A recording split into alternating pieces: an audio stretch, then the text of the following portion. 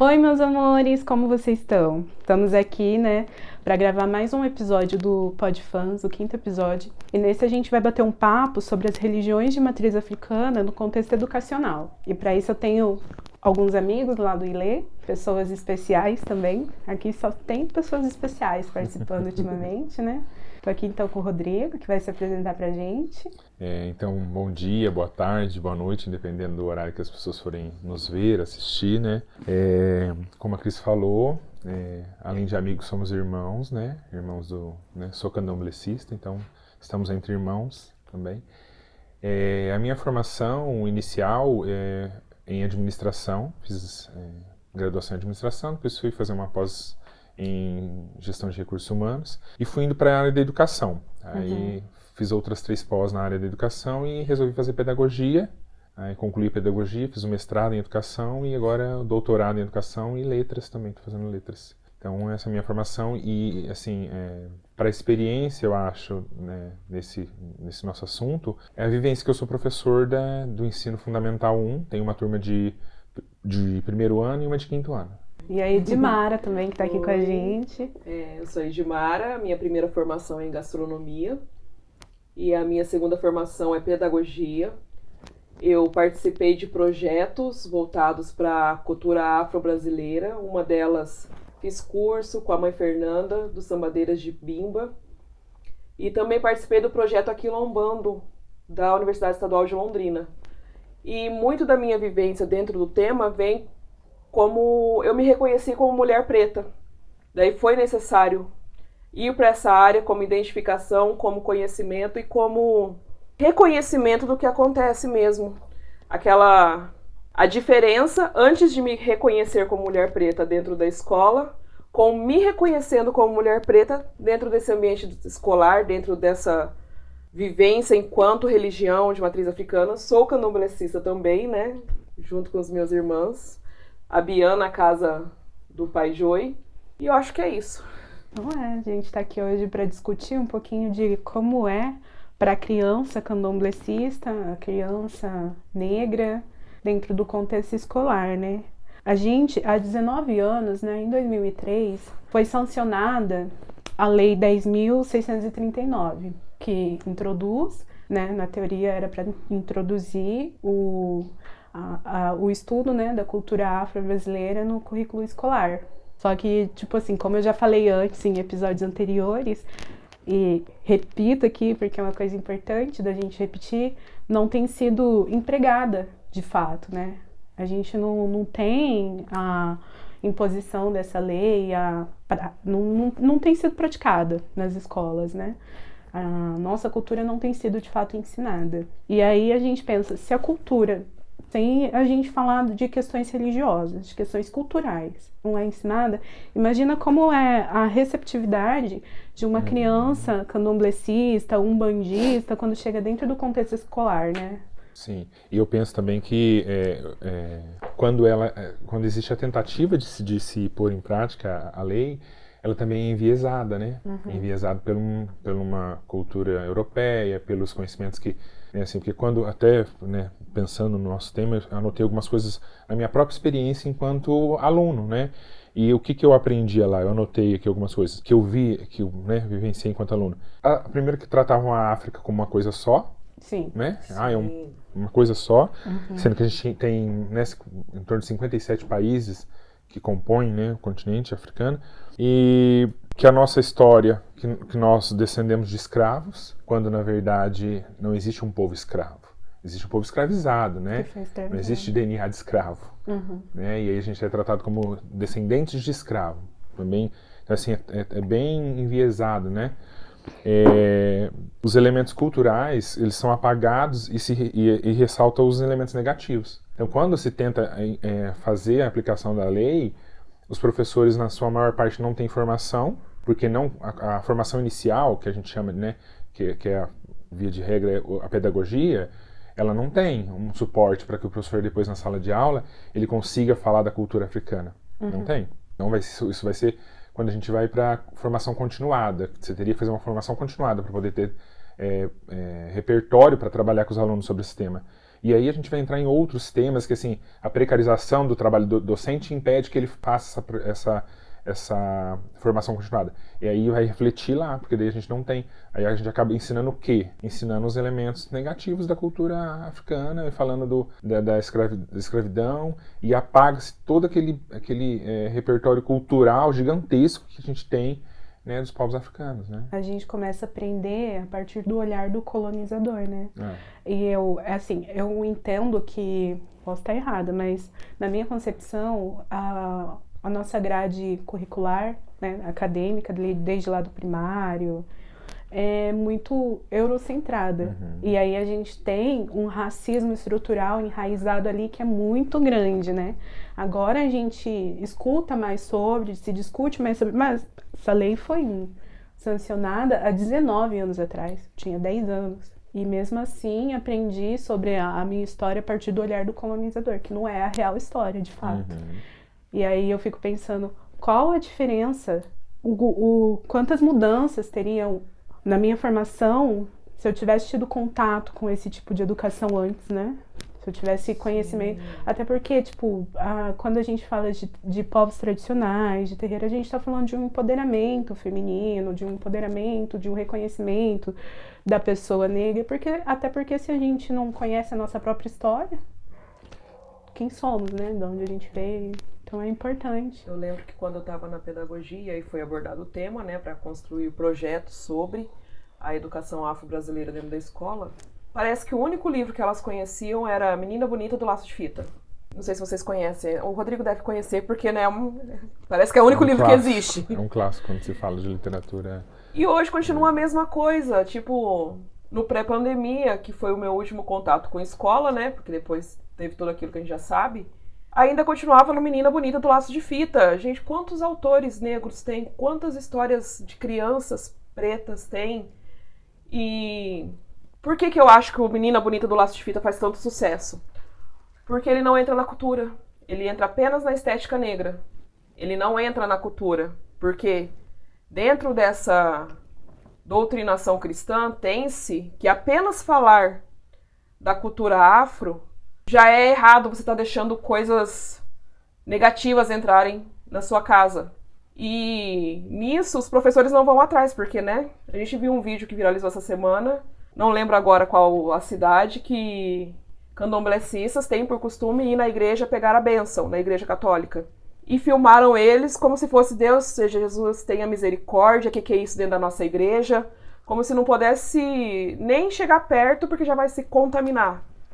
Então, nisso, os professores não buscam saber, que eu acho que uma da maior barreira que tem é esse preconceito religioso, é essa questão da demonização das religiões de matriz africana, que foi necessária na época da escravidão, porque senão não teria motivos para escravizar os negros, né? A gente sabe de toda a construção histórica em volta disso. E elas não vão, assim, de acordo com a cultura. Elas não sabem o que fazer, porque acha que está cultuando aquilo que não deve ser cultuado perante a religião delas. É forte falar no feminino, porque quem é da pedagogia sabe que 97% do corpo docente é formado por mulheres. Então, desculpem, tá usando muito o termo feminino. Desculpa, Rodrigo. E não tem acesso a essa lei, ou leu, não consegue. Nós, como mulheres pretas que buscamos o conhecimento da nossa cultura, da nossa raça, a gente consegue um olhar diferente. Para quem não está inserido nisso, ele olha para aquela lei e vê bolinhas passando. É como se fosse grego, sabe? Não consegue... Independente do tema, o professor pega na mão e já monta um projeto. Agora, quando chega nessa parte, por causa de racismo, por causa do preconceito, fundamentalismo religioso, elas olham para a lei, elas podem ler, pode estar com a maior boa vontade, mas ela não consegue nem entender o que está falando ali. E eu acho que falta também, né, que você falou assim, da estrutura, vir trazendo essa formação, para que pelo menos quando bata o olho, a mente dela abra um pouco mais. É porque daí essa boa vontade, né, assim, de fazer o acontecer, ela acaba tendo como suporte esse conhecimento que a gente tem eurocêntrico, né? Sim. E aí eu vou falar da escravidão, vou falar da religiosidade afro, da cultura, da comida, tudo. Eu vou falar sempre a partir do escravizador do escravizado e não consegue avançar para outros elementos, né? E eu acho que assim, essa questão das religiões de matriz africana e o ensino, né, a educação, a gente tem N elementos para discutir. E eu trago um que, assim, que me preocupa muito, que, por exemplo, em 2017, o Supremo, ele autorizou que, por exemplo, as escolas, elas tivessem o ensino religioso confessional. E o que é isso, ensino religioso confessional? Eu posso ensinar, dar as aulas de ensino religioso a partir de uma religião. Eu não preciso dar a partir de todas as religiões, né? Por isso a gente tem as escolas confessionais, né? E, sendo que a gente tinha que ser pluriconfessional, né? Porque, primeiro que a LDB já traz a obrigatoriedade do ensino religioso, porém facultativa a matrícula. Eu tenho dúvidas de como isso acontece na escola de fato, porque, por exemplo, no ensino fundamental, acho que a maioria das escolas, você tem que falar do assunto. Se você tem que falar, a matrícula já não é facultativa, porque o aluno está na sala de aula e você não tira ele para dar sua aula sobre religiosidade. E aí, quando eu digo que a escola, tanto a pública quanto a particular, ela pode ser confessional, pode dar aulas de ensino religioso a partir de uma perspectiva confessional, eu posso ir lá e falar só a partir da minha religião. Eu acho isso muito complicado. E também quando o professor não tem elemento de outras, né? E aí esse aqui eu acho que é a maior dificuldade, né? Assim, como que eu vou falar para os meus alunos, né, de outras religiões se eu nem conheço? E você, enquanto professor, qual seria a sugestão? Você teria alguma sugestão para essa demanda que a gente tem? Assim, do ponto de vista da obrigatoriedade de se existir um ensino religioso, eu entendo que a gente precisa partir para um ensino religioso que fale de valores de vida e não de elementos das religiões. Sim. Eu entendo que, assim, falar de valores de vida, falar de convivência social, de como que, né, qual que é o meu papel na sociedade, meu papel, né, na defesa dos direitos do outro, no respeito ao outro. Eu entendo, né, um ensino religioso que contemple esse tipo de elemento.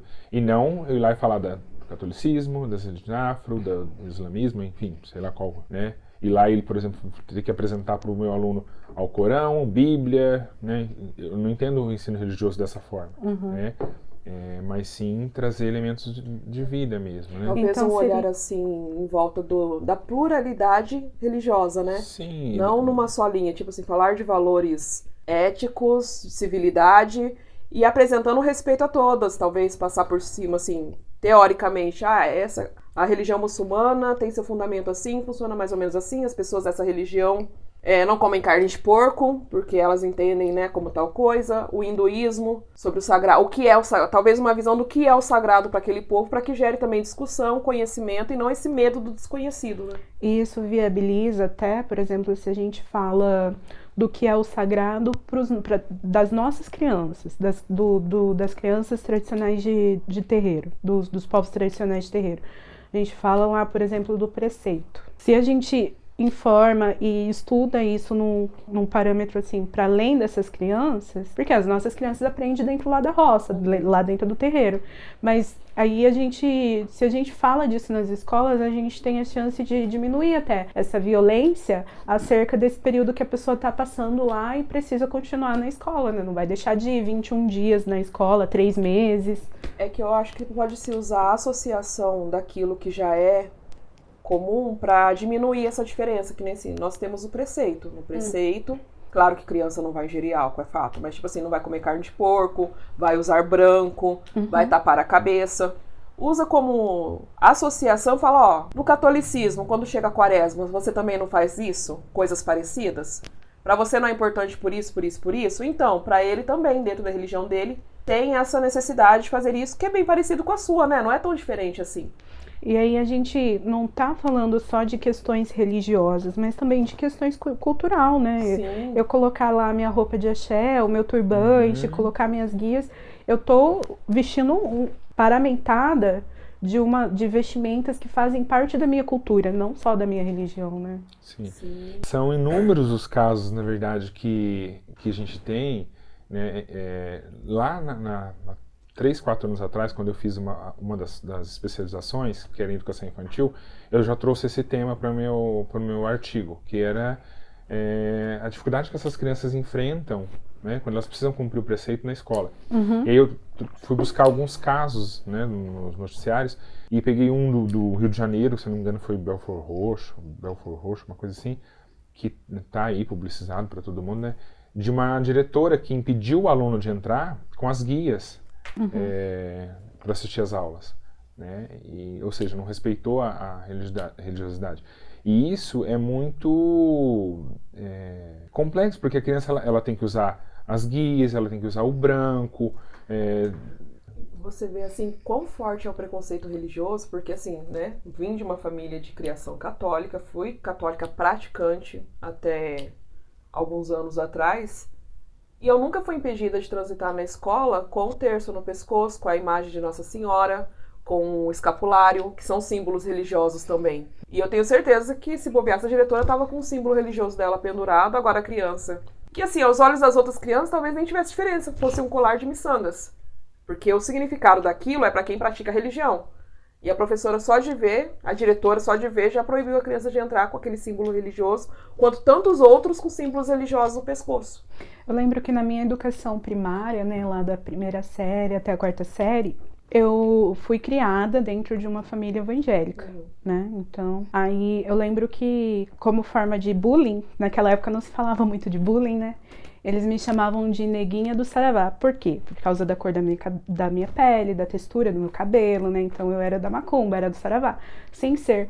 E pra mim, como eu não tinha conhecimento do que era, assim, tinha meio por cima, tinha aquela visão endemonizada da religião, soava pra mim como ofensa, né? Agora, imagina pra uma criança, assim, eu fico pensando, pra mim, que não usava nenhum fiozinho, não usava nada, né? Nem que era evangélico, religião, nem né? era da religião. Já ficava extremamente ofendida. Imagina se eu tivesse que usar minha guia, se eu tivesse que estar com um turbante tampando a minha cabeça, né? Com o pano da cabeça.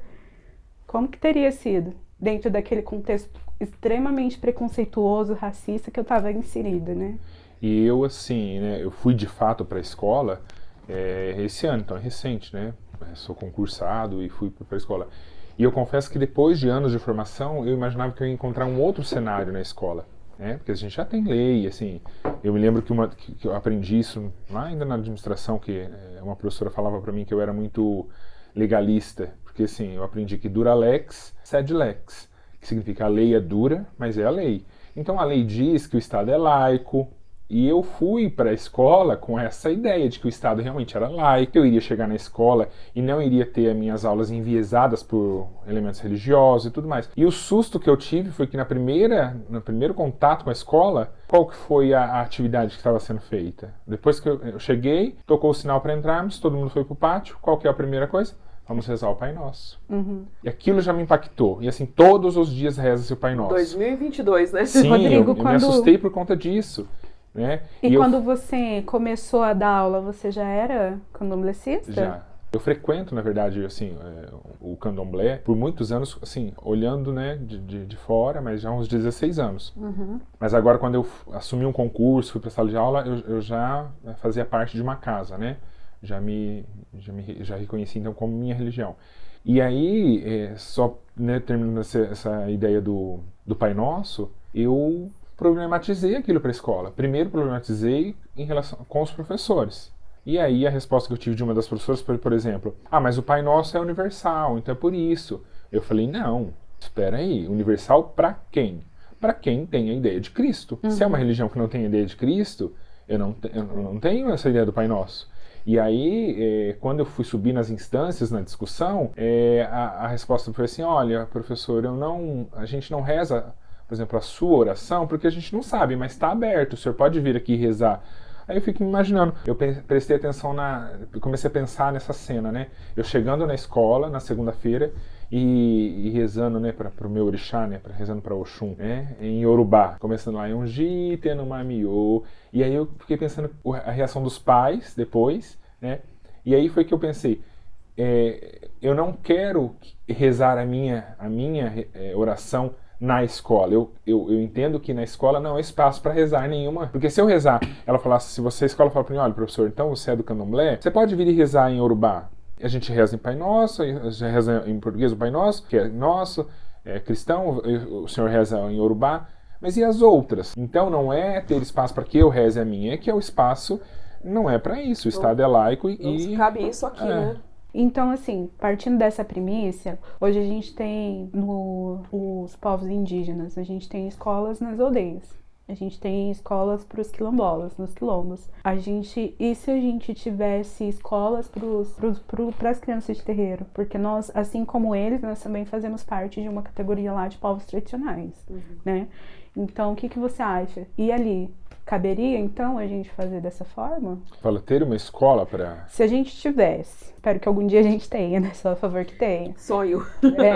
Mas suponhando que a gente tenha essa escola, aí eu tenho uma escola lá que é dentro do terreiro.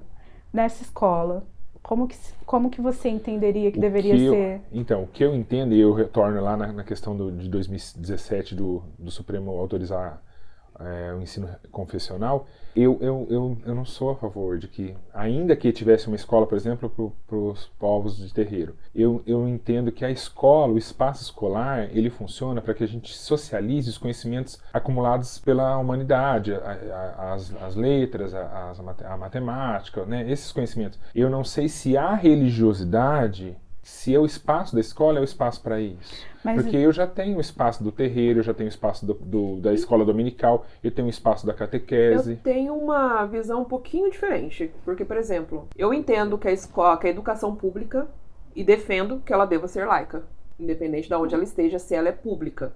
Se é uma escola com fundamentação religiosa, tipo Mãe de Deus, eu defendo o direito da Mãe de Deus existir, porque quem chega na porta da Mãe de Deus sabe o que eles ensinam lá.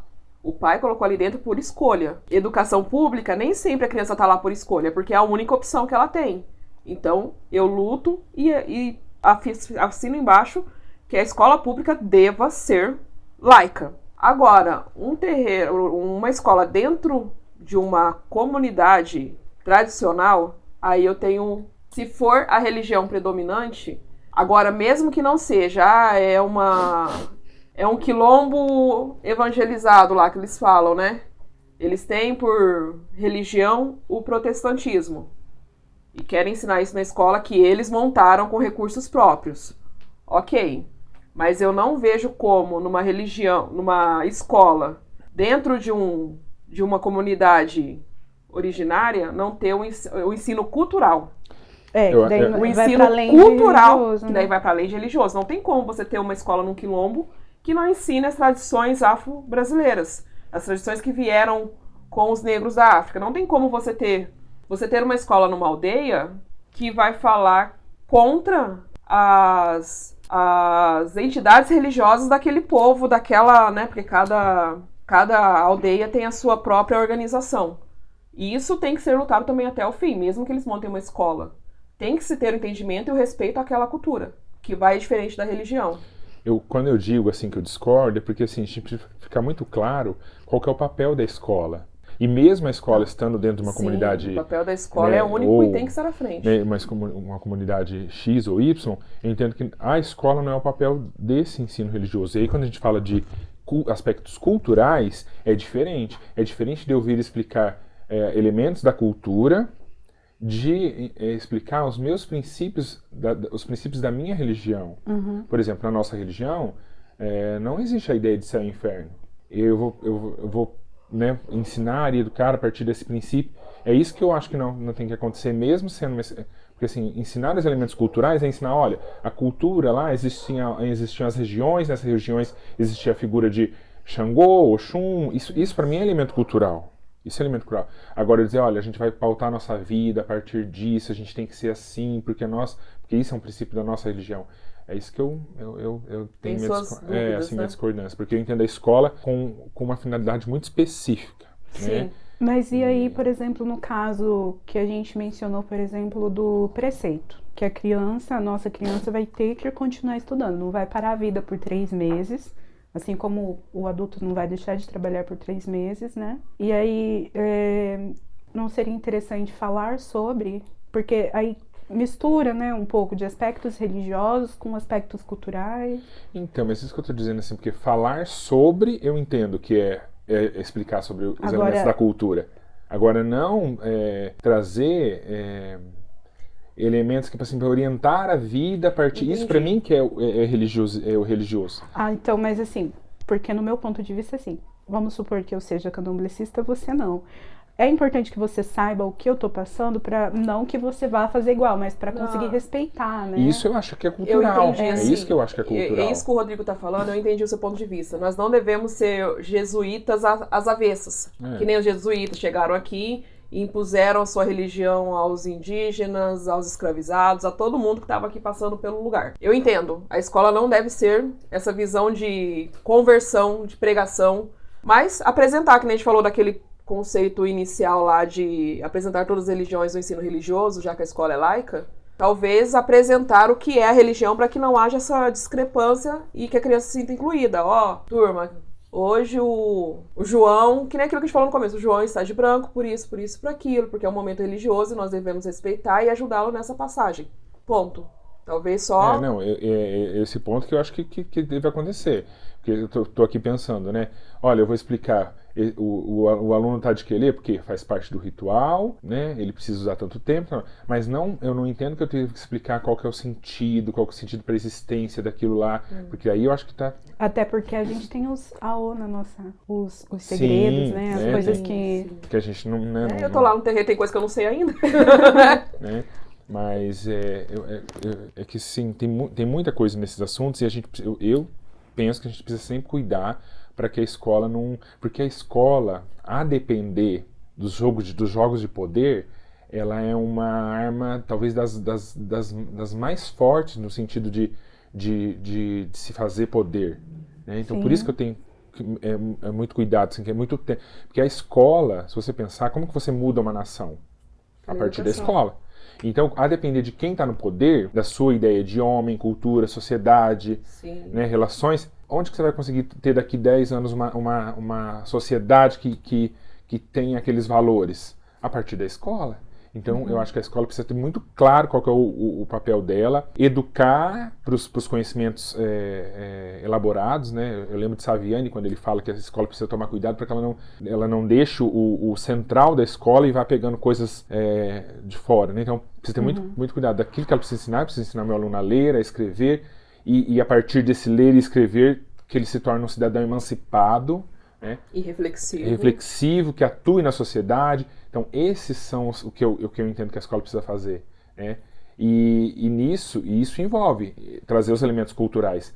Agora, a gente precisa tomar cuidado para que ela não se torne uma catequese, ou que ela não se torne uma escola dominical. Fundamentalismo religioso por outra direção, né? Sim. É que, na verdade, eu penso assim, de proteger essas questões culturais, para a gente conseguir dissipar um pouco a agressão que a gente tem com relação...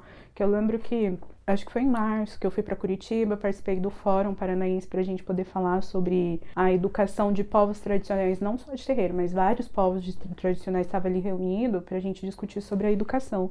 E naquele mesmo período, chegou pra gente, a gente estava lá, e chegou ao nosso conhecimento uma denúncia de uma menina umbandista que tinha apanhado lá na escola, tinha sido agredida por dizer que era umbandista. Não fez nada, ela só se declarou umbandista, né? E a posição da escola foi o pior. Foi falar que a menina era culpada por ter falado que era umbandista, que ela devia ter escondido. Ainda culpabilizou a vítima. Mas eu acredito que o estudo da cultura ajude nesse avanço.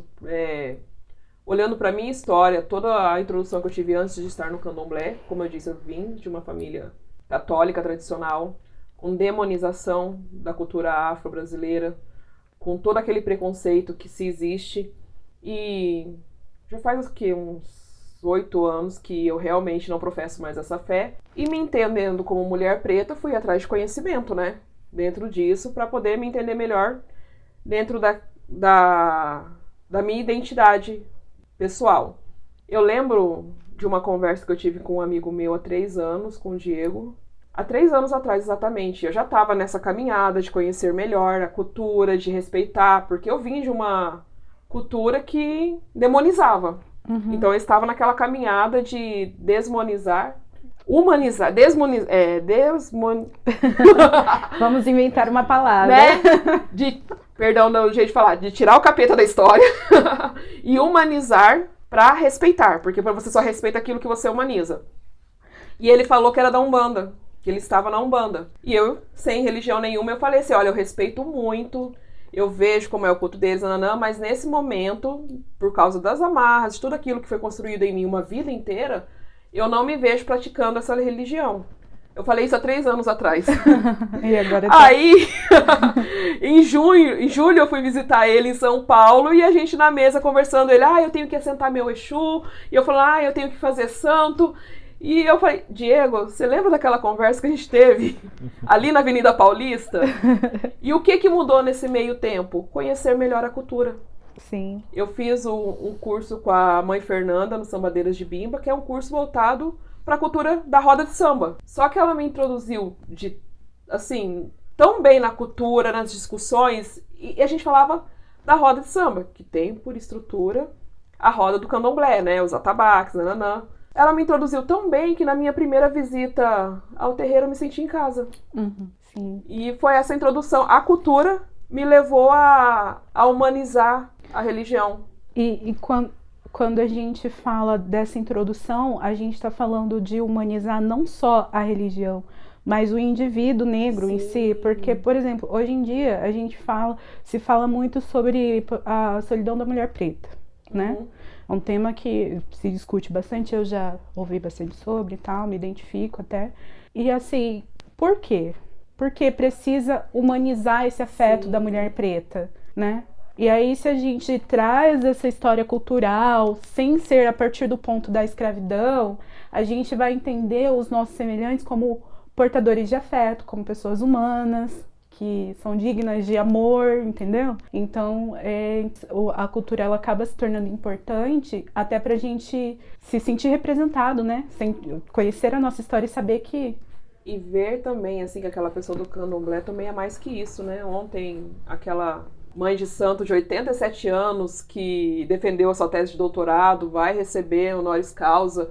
Ela não é só uma mãe de santo, né? Não é só uma macumbeira, né? Porque parece que pra gente, né, que é LGBT, quando se identificou, virou apenas aquela sigla LGBT, quando você se identifica como candomblecista, umbandista, você é apenas um macumbeiro. Aqui tem uma psicóloga, aqui tem pedagogos, aqui tem uma assessora de eventos, tem um mundo infinito naquela humanização que deve ser respeitado. E a religião é aquela forma que ela se encontrou no mundo, que a representa espiritualmente, internamente, e que é uma coisa só dela, né? Apesar de vivermos em comunidade, a religião é uma coisa minha. E existe humanidade dentro daquilo, não é só a religião, só a macumbeira, só aquela tarja que colocam na gente. E retomando a ideia da criança, né, na sala de aula e tudo mais, é importante também a gente lembrar que, assim, de como se lida com isso na hora, né? E me veio isso à mente porque fiquei pensando nos caminhos que a gente pode dar para esse tipo de situação. E aí, quando eu tenho uma criança, eu saí na sala de aula porque eu já vivenciei essas situações assim, das crianças, porque fulana é macumbeira, professor. E aí eu chamar a turma toda para explicar o que era macumba, explicar o instrumento, e aí retomar, trazer eles como exemplo, olha, você tem a sua religião, o outro tem o dele e tudo mais. Mas, em alguns momentos, uma criança chama a outra de macumbeiro, o professor fala assim, não, gente, vamos parar com isso aí, vamos parar essa conversa, não tem ninguém macumbeiro aqui. Silencia. Não tem ninguém macumbeiro aqui, vamos continuar a aula, ó. E aí perde-se o momento de trazer essas reflexões. Rico, né? E já passou da hora da gente parar de ser silenciado, a gente precisa ser ouvido, né? Ser respeitado. E aí a gente volta lá no começo do nosso papo aqui. O professor não tem formação muitas vezes, né? Porque se é um professor de uma formação cristã e tudo mais, qual o contato que ele já teve para poder entender que essas religiões merecem respeito? Porque muitos ainda estão enraizados nisso, que é uma religião demoníaca, que tem... Primeiro que a gente nem tem demônio, né? A gente nem tem essa ideia, não tem céu, não tem inferno, não tem capeta. Assim, aí tem uma construção alegórica em torno das religiões de matriz africana, e o professor tem essa ideia porque, né, das vivências dele, e ele não tem repertório para, no momento que acontece uma situação assim, intervir e alterar aquela realidade de preconceito. E aí passa-se pano e, olha, não vamos falar sobre isso não. Que xingou o cabelo da amiga, falou que é um cabelo de negro macumbeiro. Não tem problema, ama seu cabelo é lindo, vamos continuar aqui, ó, vem cá todo mundo. Muitas vezes é assim que acontece. Sim. Né? São silenciadas, são A gente precisa ter... expostas muitas vezes, né? A gente precisa ter o acolhimento dessas demandas, né? Que surgem Mas para na isso a sala gente de precisa aula. ter uma formação inicial que permita o professor ter repertório para isso. Inicial e continuada, né? Permite ele ter repertório para isso. Então, que ele não veja bolinhas quando ele lê a lei, né? Sim. E não tente também enxergue fazer a aplicação, naquilo. não tente fazer a aplicação da lei a partir do conhecimento eurocêntrico, né? Precisa construir esse repertório de conhecimento para o professor lidar com essas situações, né? Sim.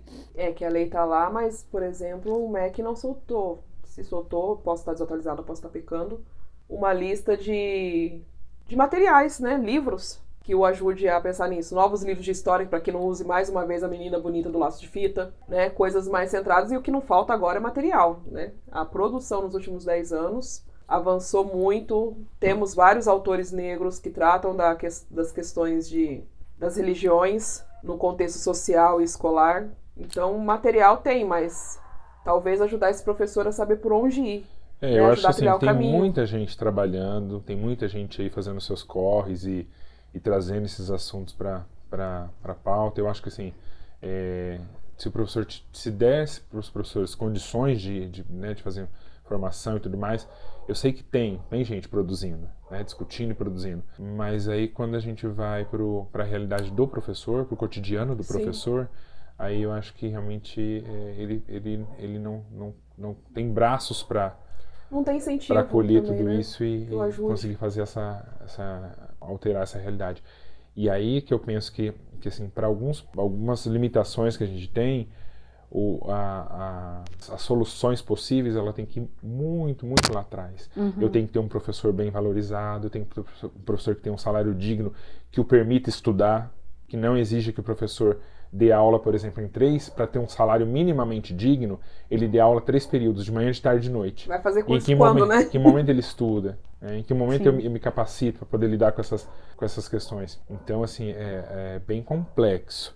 Eu costumo sempre dizer assim que a minha fala que não é de um pesquisador pessimista. Eu sempre falo isso quando eu vou falar com os professores, pedagogos, mas de um professor, de um pesquisador que fala a partir da realidade. A gente não pode esconder a realidade. Porque o que acontece? Se eu não falo da realidade, as coisas elas vão se naturalizando. Eu preciso falar que esse professor que está dando essa aula e não está acolhendo os alunos, as crianças que vêm de religiões de matriz africana, eu preciso falar que ele não faz isso muitas vezes porque ele não tem um suporte desde lá de trás, né? Sim.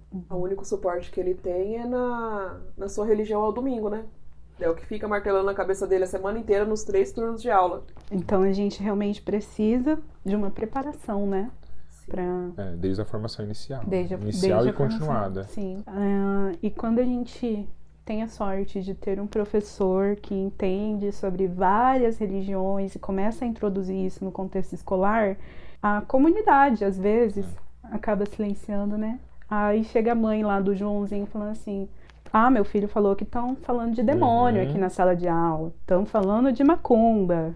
E aí, vai continuar falando de macumba pro meu filho? Eu não quero que fale de macumba pro meu filho, né? E aí, como que a gente vai amparar esse professor, né? Como que a gente vai... O complicado é que o corpo docente pensa igual a mãe, porque falta essa preparação que vem de lá de cima. Eu tenho uma amiga, que é um caso bem engraçado, que a filhinha dela falou algumas palavras em Yorubá durante a aula, né? E aí ela foi chamada na escola para perguntar que língua que era aquela que a criança estava falando, né? Precisou chamar a mãe para... Sim, a pedagoga precisou chamar a mãe para saber o que era aquilo que a criança estava falando, né? E não cabia, será, perguntar para a própria criança? Gente, né? Para ela explicar, né? O que era aquilo, como que ela... Qual que era a vivência dela, da religião dela, né? Trazer esses elementos. E a professora teria aí um gancho para dar uma aula para os alunos, assim, né? Trazendo esses elementos todos da própria língua, né? Porque assim, se você for para o conteúdo da língua portuguesa, você pode falar de outras línguas, e você podia trazer o Yorubá, né? Explicar. Mas aí o professor também não tem repertório, né? E aí entra naquilo de silenciar que a gente comentou, né? Acaba até sendo esse silenciamento, às vezes acaba se tornando uma agressão. Que daí às vezes acontece tanto pro professor quanto pro aluno, né? Sim. Que tem aquela cultura, que pratica ali os seus atos, os seus preceitos, e tem aquilo reprimido pelos colegas, pela sociedade, pela comunidade, né? E é assim, é importante a gente discutir isso, porque nos parece que aquilo que a gente não vivencia no cotidiano não existe. Né? E que a gente está falando de um universo que acontece só não sei aonde, né? No País das Maravilhas, mas não.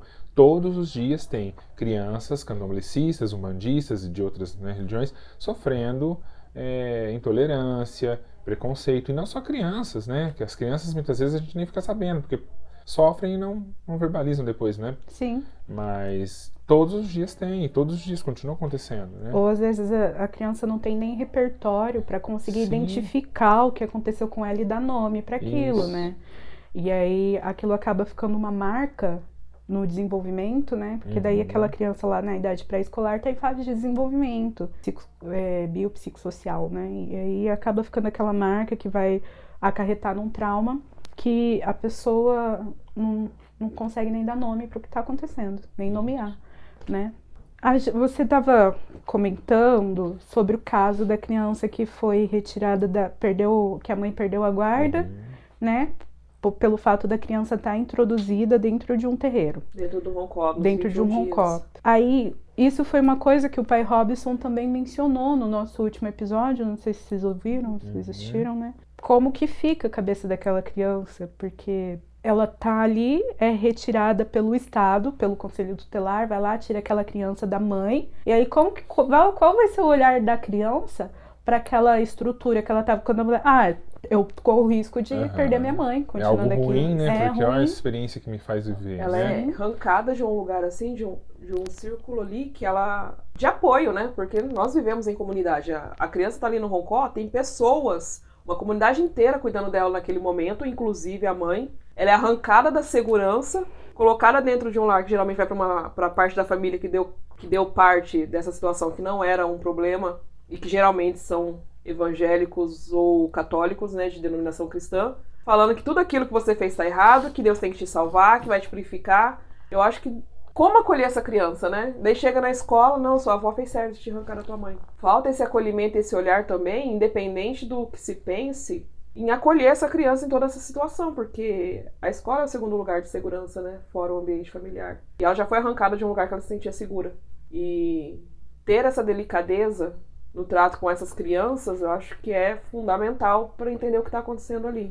Eu acho que até nós, né, a própria comunidade do candomblé, né, ou da Umbanda, que seja, a gente também precisa conversar com as nossas crianças, né, para dar suporte para elas e tentar mostrar para elas, da mesma forma que a gente, por exemplo, quando vai falar de educação sexual, a gente olha aqui, se as pessoas fizerem isso com você, isso não pode. Então, assim, você fala para o papai, para a mamãe. Da mesma forma, falar para as nossas crianças, olha, quando fizerem isso aqui é errado, porque senão ela vai sofrer aquilo lá, né? E vai achar que ela tá errada. Vai falar, isso aqui é macumbeira, do diabo, não sei o quê.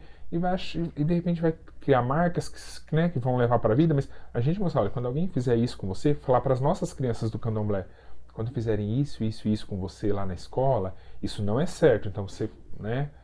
Para ensinar as crianças também a identificar esses tipos de preconceito. O empoderamento, né? Quando é feito. Sim. E aí a gente precisa, de novo, que nem você falou, mobilizar várias instâncias, né? É muita coisa para mudar, porque, por exemplo, a gente ensina isso para as nossas crianças, mas daí ela vai delatar, não tá certo o que aconteceu comigo. Ela consegue identificar que não tá certo, vai lá na diretoria o corpo pedagógico, vai lá relatar, mas daí ela vai ser silenciada, né? Ela vai ter que trazer pra gente. Vai trazer pra gente.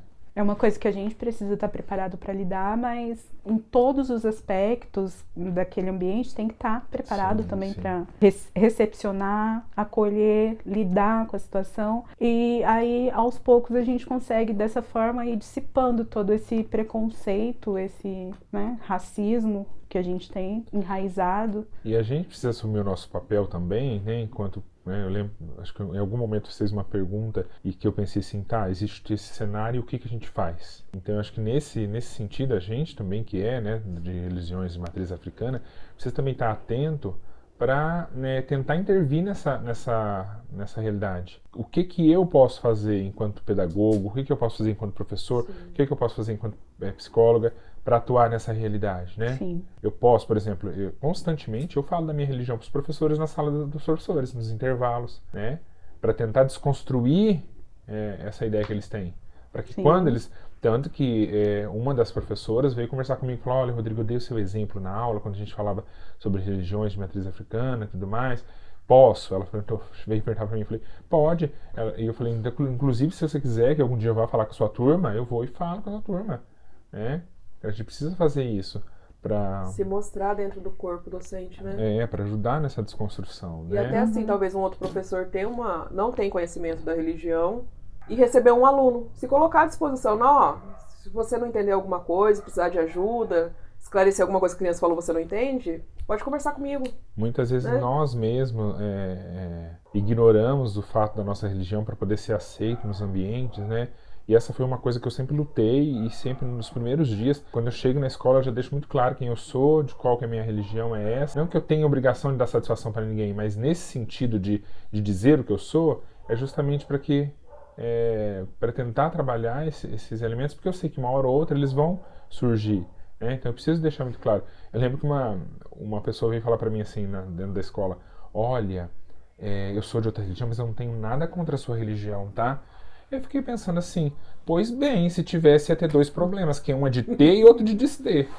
Né? Então assim, não tenho nada contra a sua religião, mas Como não assim? tem que Agora você pode ficar tranquilo, porque eu não né? tenho nada contra a sua religião, não tem que ter mesmo, né? E aí que eu acho que a gente também precisa marcar esses espaços da gente, né? Sim, parar de se esconder, né? Sim, e aí eu muitas vezes parece agressivo porque quando a gente se manifesta, né? Mas eu tento deixar claro, por exemplo, nesse momento da oração que acontece todos os dias na escola, eu abaixo a minha mão, fico quieto lá assim esperando. Eu não faço oração, eu não faço isso aqui porque todo mundo está fazendo, né? Porque se eu faço, eu estou mais uma vez me silenciando. Você saber que tem alguém ali que não faz parte dessa cultura aqui. Sim. E não tem por que ser encarado como desrespeito, né? Porque você está em silêncio, Sim. né? Tá? Então é isso, gente. Essa foi o nosso bate-papo, a nossa reflexão com relação a esse assunto, né? Que novamente eu tive aqui a oportunidade de compartilhar a experiência e aprender bastante com vocês. Quero agradecer a presença e a participação de vocês, desde já. Eu agradeço o convite, acho que é importante esses momentos para discutir isso. Como eu disse, tem um monte de gente discutindo isso também. Né? Eu não sou doutor no assunto, mas eu falo da minha experiência de sala de aula, né? Da forma como eu vejo que esse assunto lida-se com esse assunto no dia a dia na sala de aula, né? Que a gente possa discutir mais esse Porque se tá do jeito que tá, mesmo com tanta gente falando, então a gente tem que falar, Mais repetir, pra ver se, né, se muda. Agradeço o convite e eu acho que é isso mesmo. A gente tem que se mostrar, falar, discutir. Nada se muda sem reflexão e discussão. E sem, né? Com os braços cruzados. E com os também. braços Sim. cruzados em casa, né? E quem é de axé diz que é. Então a gente vai continuar dizendo em todos os espaços que a gente tiver. E principalmente se a gente quer defender as nossas crianças, né, que elas cresçam livres para professar a sua fé, a gente tem que mostrar para elas que tem mais gente ali por Sim. elas também. Estamos aqui para essa luta, Sim. que é cansativa, mas que é necessária, muito necessária. Então, agradeço a participação de vocês, agradeço a vocês que estão me acompanhando, né, o 5º episódio do PodFans. Peço que continuem acompanhando, que é muito importante para mim. Curtem, comentem, compartilhem, pode elogiar, criticar, e o importante é participar e contribuir para o nosso crescimento, né? Então é isso, muito obrigada, gente. Obrigada.